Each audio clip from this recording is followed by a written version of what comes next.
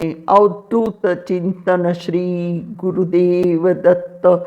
શ્રાવણમાં શિવની સમીપે અને મહાદેવના સાનિધ્ય. આપ સૌ પરિવારજનોને સસ્નેહ સાદર નમસ્કાર અને ઓમ નમો શિવાય સહ શ્રાવણ માસની શુભકામનાઓ. વર્ષા ઋતુના આગમન સાથે જ શ્રાવણના આગમન અંગે વિચારણાઓ શરૂ થાય છે. કઈ રીતે શ્રાવણ માસ ઉજવીશું, કયા કયા મહાદેવના દર્શન માટે જઈશું, પરસ્પર તહેવારોમાં શું ભેટ આપીશું, આવા વાક્યો પ્રત્યેકના ઘરમાં શરૂ થઈ છે. થોડી દ્વિધા, વધુ આનંદ અને ભક્તિમાં રત હૃદય, એ છે શ્રાવણનો મહિમા. કેમ કે સનાતન ધર્મ વર્ષોથી કહે છે કે ઉત્સવ પ્રિય ખલુ જનાહ, અર્થાત મનુષ્યો ઉત્સવ પ્રિય પ્રજા છે. આવો આપણે પણ થોડા શિવની સમીપે જવાનો પ્રયત્ન કરીએ. અરે, આ તો ભોલેનાથ બાબા છે. આપ જો 2 ડગલા તેમની સમીપે જવાનો પ્રયત્ન કરશો તો તેઓ તો આપની સમક્ષ 4 ડગલા ભરીને હાથ લંબાવી આપણને પોતાની સમીપે લઈ જશે. આથી આપણે પણ થોડી વાતોથી પ્રથમ શ્રાવણના વધામણા, શિવની સમીપે જવાનો માર્ગ પસંદ કરી અને અંતે મહાદેવના સાનિધ્યમાં પહોંચી છે. જીવને અંતે તો સંહારના દેવતા શિવ પાસે જ આશ્રય લેવાનો છે. હરિયાળી અમાસ આવતા જ સ્ત્રીઓ સુંદર રીતે શણગાર કરીને આનંદિત મને હરિયાળી અમાસની અર્થાત દિવાસાની પૂજા, જાગરણ વગેરે કરવા માટે સજ્જ થાય છે. બહેનો એ વ્રત, જીવવ્રત, અખંડ સૌભાગ્ય અને સંતાનોની સુખાકારી માટે આ વ્રત કરે છે. આમ શ્રાવણના પ્રગરણ શરૂ થાય છે. ધરતીએ પણ લીલા રંગના વસ્ત્રોથી જાણે પોતાની સજાવટ કરી લીધી છે. ચારે તરફ પ્રકૃતિ પોતાની છટા વિખેરી રહી છે. થોડું વિચારો, યાદ કરો કે પુરુષ અને પ્રકૃતિના સાયુજ્યથી જ કે પૂજનથી જ ગ્રસ્તાશ્રમની શોભા વધે છે. મા પ્રકૃતિ એ સદાશિવને પતિ તરીકે સેવ્યા છે, માટે તેમનું આગમન દિવાસાના થઈ ચૂક્યું છે. હવે આપણે શિવની સમીપે જવાના જુદા જુદા માર્ગો જોઈએ તો વેદાદી શાસ્ત્રોમાં ભગવાન શિવની પૂજા, અર્ચના અને ઉપાસના વિધિ વર્ણવાયેલ છે. ભગવાન શિવ સગુણ, સાકાર અને મૂર્ત સ્વરૂપે પૂજાય છે, તો નિર્ગુણ, નિરાકાર, અમૂર્ત રૂપમાં પણ પૂજનીય છે. નિર્ગુણ, નિરાકાર રૂપમાં લિંગોપાસનાનો વિશેષ મહિમા છે. વળી લિંગોમાં પણ જુદી જુદી પૂજન વિધિઓ થતી હોય છે.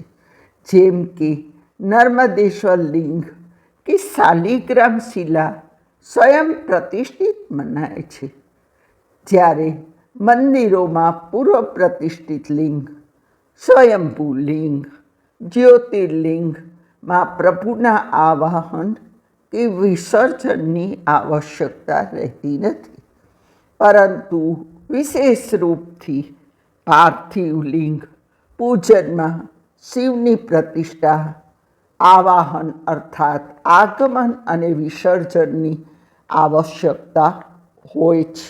આપ સૌ જો શ્રાવણમાં નારેશ્વર જાઓ તો નારેશ્વર શિવ મંદિરમાં નર્મદાની માટીથી દરરોજ સવારે પાર્થિવ લિંગ બનાવવામાં આવે છે. તેનું પૂજન કરવામાં આવે છે અને સંધ્યા સમયે નર્મદામાં તેમનું વિસર્જન કરવામાં આવે. મેં મારા નારેશ્વરના અને અનેક સ્થળોએ તન્મયતાથી બનતા પાર્થિવ શિવલિંગોની પૂજા, અર્ચના અને વિસર્જનનો લાભ લીધેલ છે. તો કોઈ પવિત્ર નદીના કિનારે સ્નાન કરીએ તો તેની માટીમાંથી કિનારા પર શિવલિંગ બનાવી નદીના જળથી અભિષેક કરવામાં આવે છે. આમ સગુણ શિવ અને નિર્ગુણ લિંગ સમાન રૂપથી પૂજાય છે.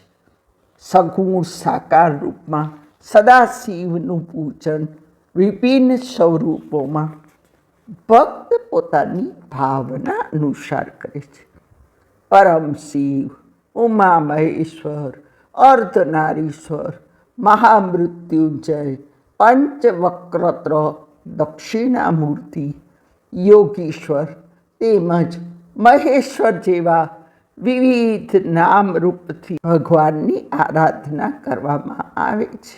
વેદ મંત્રોમાં તો શિવને પરતત્વરૂપ કહેવામાં આવ્યા છે, પરંતુ મન અને વાણીથી શિવ પર હોવાથી શુદ્ધ રૂપમાં પરતત્વની ઉપાસના સામાન્ય રીતે સંભવ નથી હોતી. પરિણામે સાકાર રૂપમાં ઉપાસના કરવી હિતાવહ છે. ઉપર દર્શાવેલા રૂપો પૈકી ભગવાન શિવના 5 રૂપ મુખ્ય ગણાય છે, જેમાં મૃત્યુંજય રૂપ, દક્ષિણામૂર્તિ રૂપ, કામેશ્વર રૂપ, પશુપતિ રૂપ અને નીલલોહિત રૂપ સર્વપ્રસિદ્ધ.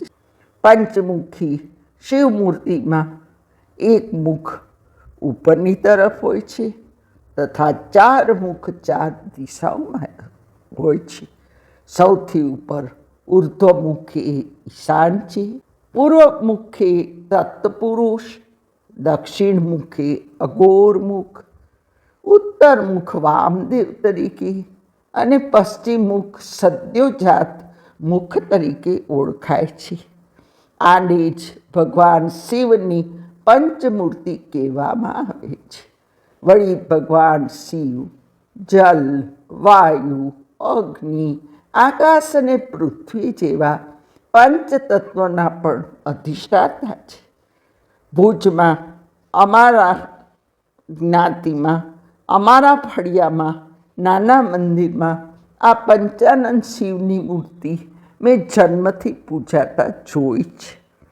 ખાસ વાત એ પણ છે કે દરેક મૂર્તિની ઓળખ જુદી જુદી હોય છે. જેથી શિવની સમીપે જવું હોય તો સૌપ્રથમ શિવને થોડા ઓળખવા પડે છે. દુનિયાવી ભાષામાં કહું તો શૈનઃ શૈનઃ અર્થાત ધીરે ધીરે ઓળખ આગળ વધવી જોઈએ. કાળજીપૂર્વકનું નિરીક્ષણ સગુણ મૂર્તિને જોતાં જ સમજવી જરૂરી છે. દરેક મૂર્તિની ઓળખ અત્રે આપવી શક્ય નથી. જેથી હવે આપણે શિવજીને આપણા આત્મીય પરિજન જેમ ઓળખવા માંડ્યા છીએ. ત્યારે ભગવાનની પૂજા કઈ રીતે કરવી તે જાણી લઈએ, જેથી પૂજન અર્ચન બાદ આપણે શિવમય થઈ શકીએ. ભગવાન શિવની પૂજાની વિવિધ પદ્ધતિઓ અને પ્રકારો છે. આપણે ભોલેનાથને નામ જપ, સ્ત્રોત્ર પાઠ, માનસ પૂજા, શિવચરિત્ર ચિંતન, કીર્તન, પંચાક્ષર કે 6 અક્ષરનું જાપ, લઘુ મૃત્યુંજય, મહામૃત્યુંજય, શિવપુરાણનું પઠન, સ્વાધ્યાય, શ્રવણ, મનન, વ્રત ઉપવાસ, શિવતીર્થની યાત્રાથી પ્રભુ શિવને ભજી શકાય છે. આ બધી સાધનાઓ અંતે તો સાધ્ય દેવ શિવને રીઝવવાની જ છે ને. શાસ્ત્રોમાં પૂજાને 1000 ગણા વધુ મહત્વપૂર્ણ બનાવવા માટે એક ઉપાય બતાવેલ છે.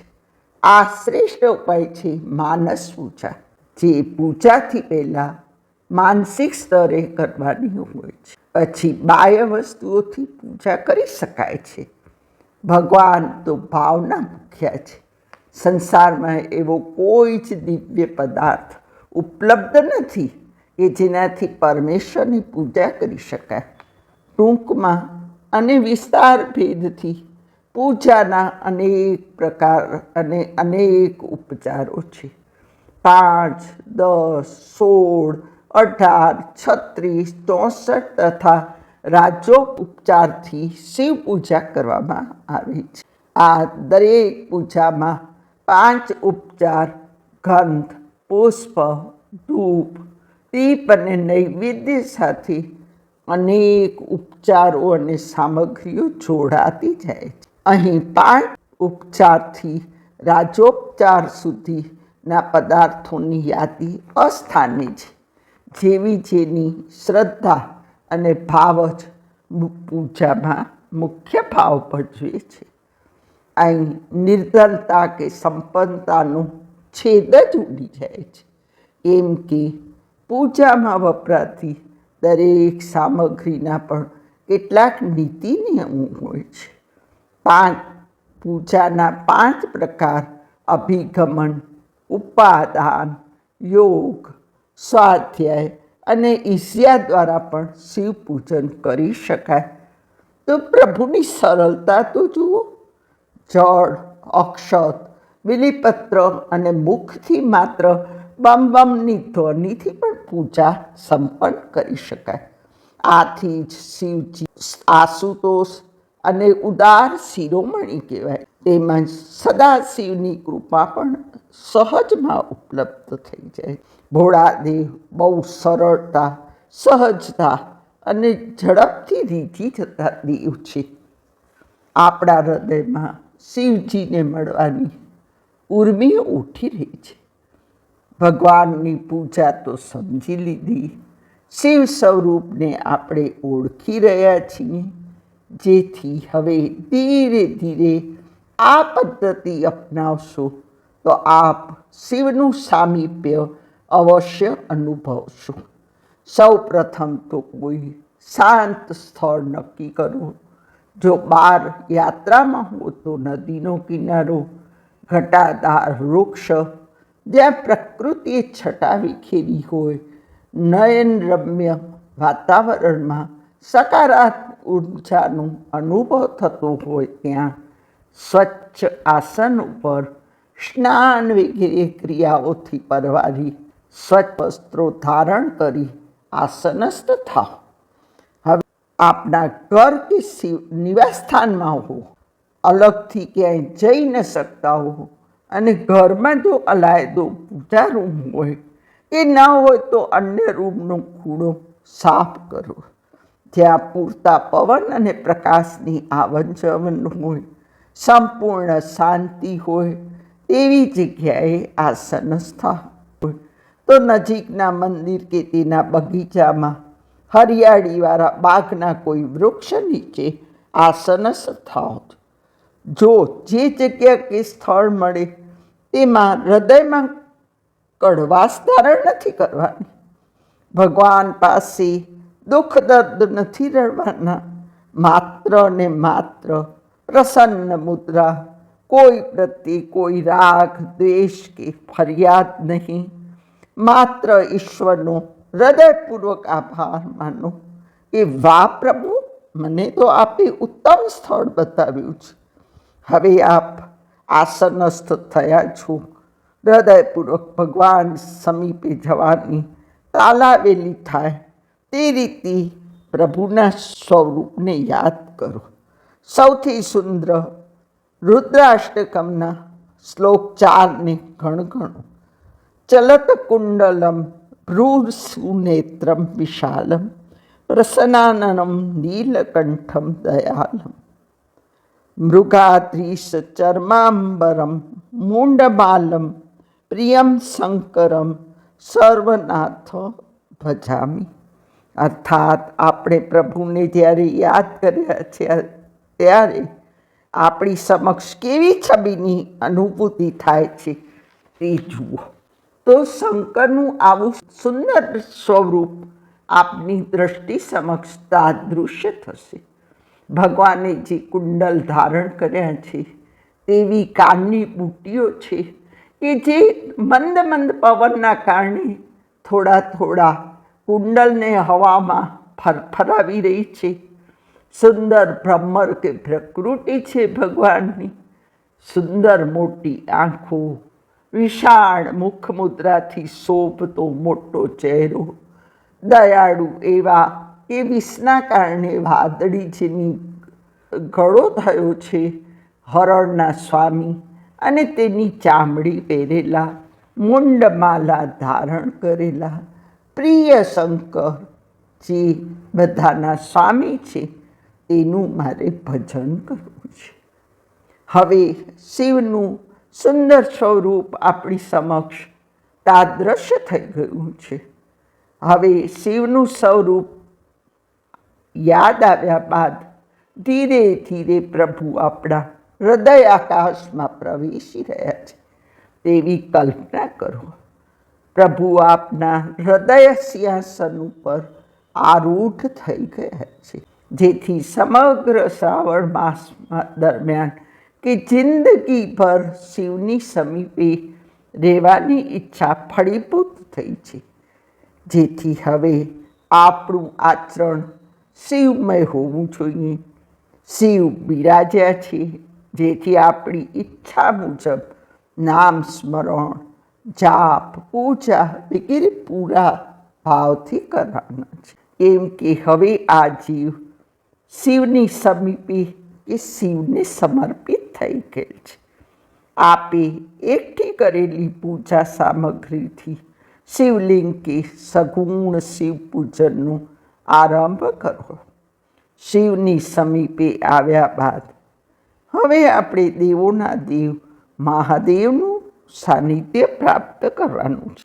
હવે બધા દેવોમાં મહાદેવને શા માટે મહાનનું બિરુદ પ્રાપ્ત થયું હશે એવો પ્રશ્ન ક્યારે ઉદ્ભવ્યો છે?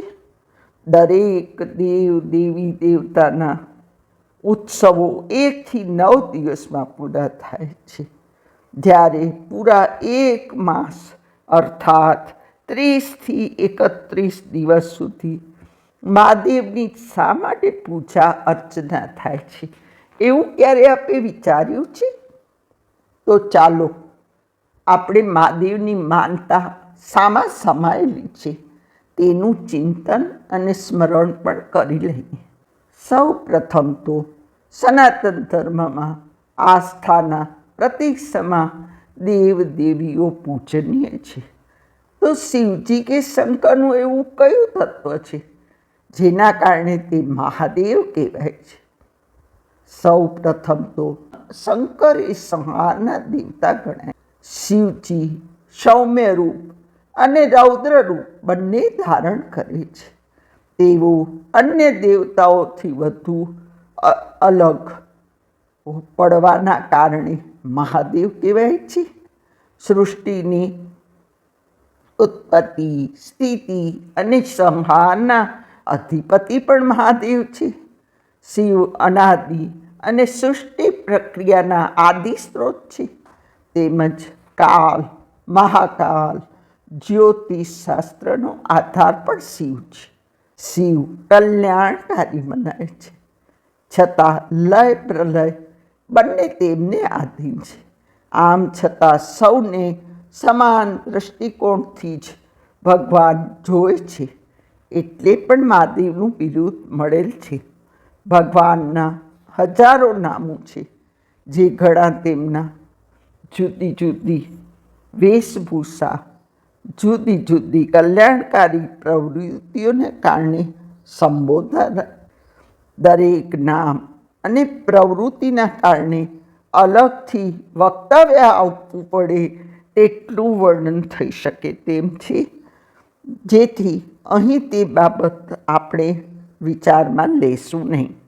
ભગવાન શિવના હજારો નામો પૈકી એક નામ રુદ્ર છે. રુદ્રનો અર્થ રુત અર્થાત દૂર કરવાવાળા. જે તમામ દુઃખોને હરનારા ભગવાન શિવનું આ કલ્યાણકારી રૂપ છે. રુદ્રાષ્ટક અધ્યાયના 5મા અધ્યાયમાં ભગવાન શિવના અનેક રૂપોનું વર્ણન છે તે સુવિદિત છે. શ્રાવણના પ્રથમ સોમવારે મંગલાચરણ કરીએ. મંગલમ ભગવાન શંભુ મંગલમ વૃષભધ્વજ. સત્યમ શિવમ સુંદરમથી જ આ સૃષ્ટિ ચલાયમાન. શિવનું સ્વરૂપ રહસ્યમય છે.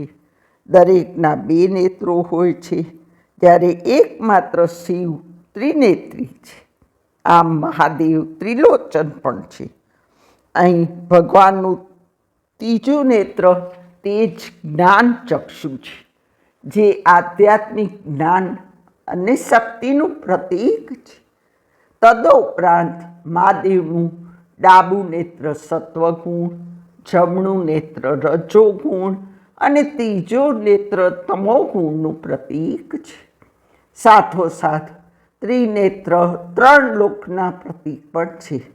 આમ અલગથી પ્રભુનું એક લોકમંગળ રૂપ પણ છે જ, જેથી તે અન્યથી જુદા પડે છે.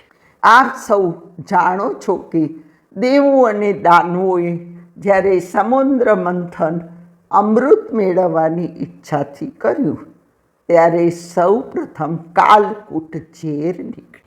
આ વિશેલા ઝેરથી સમગ્ર સૃષ્ટિ, જલચર, થલચર અને નભચર પૃથ્વી કોઈ પણ બચી શકે તેમ નથી. જેથી આ વિષને રાખવું ક્યાં તે અંગે દેવો અને દાનવો ચિંતિત થઈ વિચાર વિમર્શ કરે છે કે એવું કયું સ્થળ છે કે જ્યાં વિષની અસર ન થાય.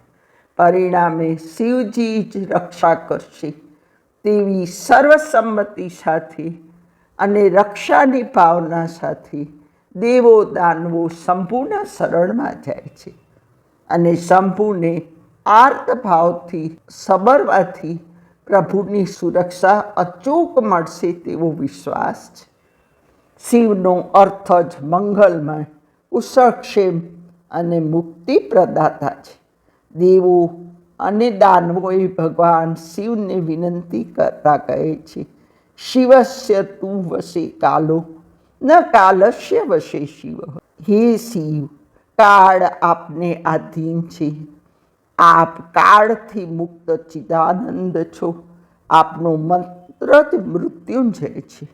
આથી કાલકૂટની દાહક જવાળાઓથી પ્રાણી માત્રનું રક્ષણ કરો. ભક્તોની આર્તવાણી સાંભળી શિવ પ્રગટ થયા. તેઓએ કાલકૂટની જ્વાળાઓ જોઈ ને પૃથ્વીનો અંત જોઈ ચિંતિત થઈ અને વિચારવા લાગ્યા કે સૃષ્ટિમાં માનવ સમુદાયમાં જો આ ક્લેશરૂપ વિષ, મતભેદ, રાગ દ્વેષ, વાદ વિવાદ, સંઘર્ષ, ગુણ દુર્ગણમાં વિષ રહેશે તો પ્રાણી માત્ર અશાંત થઈ બળવા લાગશે. આથી આને એવી જગ્યાએ સુરક્ષિત રાખવું જોઈએ કે સૌ પ્રાણી માત્ર પણ સુરક્ષિત રહે, અને એવું સુરક્ષિત સ્થાન સ્વયં મારો કંઠ પ્રદેશ જ છે. જો હલાહલ પેટમાં જાય તો મૃત્યુ નિશ્ચિત છે. બહાર રહે તો સમગ્ર સૃષ્ટિ ભસ્મ થઈ જશે. પરિણામે સંહારક એવા વિષને એક જ આચમનથી પોતાના ગળામાં ધારણ કરી લીધું છે. આથી જ તો ઝેર તો પીધા જાણી જાણી, નથી રે પીધા અજાણી. આમ શિવજી જાણીને ઝેર પોતાના કંઠમાં ધારણ કરે છે. કેમ કે સમગ્ર સૃષ્ટિના સંહારક જ્યારે પ્રાણી માત્રના કલ્યાણ માટે કંઠમાં વિષ ધારણ કરે ત્યારે જ તે નીલકંઠ તરીકે ઓળખાય અને દેવો દાનવો પ્રાણી માત્ર એકેશ્વરે કહે કે દેવોના દેવ મહાદેવ. આમ પ્રભુના લોકમંગલ રૂપની કામનાથી જ શિવ મહાદેવ કહેવાય છે. મહાદેવ જ શરણાગતોના કષ્ટ કે દુઃખ દૂર કરનારા છે. તો બીજી તરફ પ્રભુની વેશભૂષા પણ અન્યથી જુદી પડે છે. એનું ઉત્તમ ઉદાહરણ શિવજીની જાન છે. શિવજીની જાનમાં બધા દેવો સુંદર વસ્ત્ર અલંકાર ધારણ કરીને જાય છે. પ્રભુ વિષ્ણુ થોડાક વ્યંગ બાણું હસીને શિવજીનો વેશ જોઈને બોલે છે, એમ કે શિવના ગણોએ શિવને જટાઓનું મુગટ બનાવી ઉપર સર્પના મોરથી સજાવ્યા છે. તો શિવજીએ સર્પોના કુંડળ અને કંકણ પહેર્યા છે. શરીર ઉપર ભસ્મ લગાડી છે. વસ્ત્રના સ્થાને વાઘાંબર વીંટી લીધું છે. નરમુંડની માળા ધારણ કરી છે અને વાહન તો નંદી છે. હવે નંદીનું તો એવું છે કે મરજી હોય તો ચાલે અને નહીંતર ઊભો રહી જાય તો કોઈ તેને ડઘાવી પણ ન શકે. હાથમાં ત્રિશૂળ અને ડમરું છે. આમ સંપૂર્ણ વેશભૂષા અશુભ હોવા છતાં તેઓ કલ્યાણના ધામ કૃપાળુ છે. વળી જગતમાં જેટલા ભૂત પ્રેત પિશાચ ડાકણો બધાને જાનમાં આવવાનું આમંત્રણ આપેલ છે. એક વિરોધાભાસ જુઓ. આપણે શુભ કાર્યમાં ભૂત પ્રસારણ કરવામાં આવે છે. અક્ષત છાંટીને કહેવાય છે કે વિઘ્ન કરવાવાળા જો આસપાસ હોય તો શિવની આજ્ઞાથી ભાગી જાય. જ્યારે અહીં તો શિવજી ભૃંગીને પૂછે છે, આપણા સમાજને બોલાવેલ છે કે કેમ?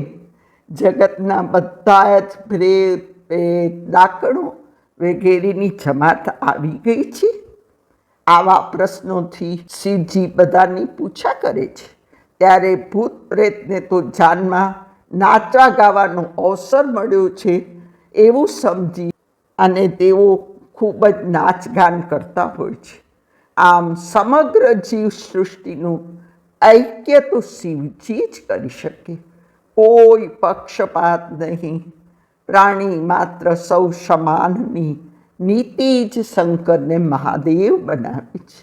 વેદોએ પણ શિવજીને ત્રણેય લોકના ગુરુ કહ્યા છે. તેથી તેઓ આદિ ગુરુ છે. આવા મહાદેવ આદિ ગુરુના જેમણે દર્શન નથી કર્યા તેના નેત્રો તો મોરના પીછા જેવા છે. જેનું શીશ પ્રભુ કે ગુરુના ચરણોમાં નમતું નથી તેનું માથું તો કડવી તુંબડી જેવું છે. જેના હૃદયમાં ભગવાનની ભક્તિ જ નથી તેઓ જીવતા જ મળદા જેવા છે. જે જીભ પ્રભુ ગુણગાન નથી કરતી તે તો દેડકાની જીભ જેવી છે.